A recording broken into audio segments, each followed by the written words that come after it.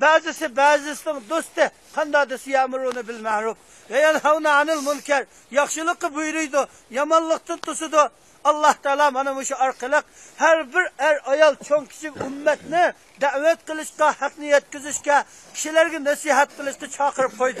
Şuna her bir dostlarımız, özümüzün vazifesini özünü tutusak, bulap ulemalı bekirak tutusak, ulemalarının özünün sorunlarımız baka kitabatıdı. Şuna her bir dostlarımız rahmetellil alemin peygamberge iktida kılış, sahabelerge iktida kılış, ilgirki ötken selef salihlerge iktida kılış, bir ömür hayatı Allah'ın dinini neşr kılış bile öttü.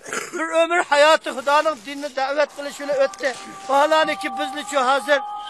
Baka kalgan çağda, işimiz tügügen çağda, malum bir yer vazifeki tayinlengen çağda ditkan, kıyamet günüsü Allah'ın aldığı bağan çağda, biz o minbergi gınam, ayında çıkanmaptım, aşağıya çıkan olsam derdim desek, Allah Teala'nın aldığı eskatmaydı o. O çağda bizle sen kımaysa, davet kımaysa, teşvikat kımaysa, hak niyet küzmeyse degen adamların etrafımızda kalırsak, dini tapkıl olmaydı o çağda. O çağda bizim beşimizde olur silayanmaydı.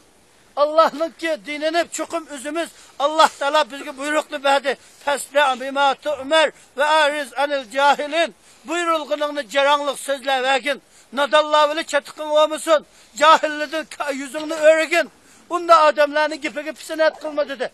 Kıyamet günüsü Allah'ın aldığı bağan çağda, men degen hem de hatip bulanmaptım, imam bulanmaptım, men degen hem de bir kız bir yerde yaşap kaptım enken desek, kıyamet günüsü Allah'ın aldığı bağan çağda bu eskatmaydı.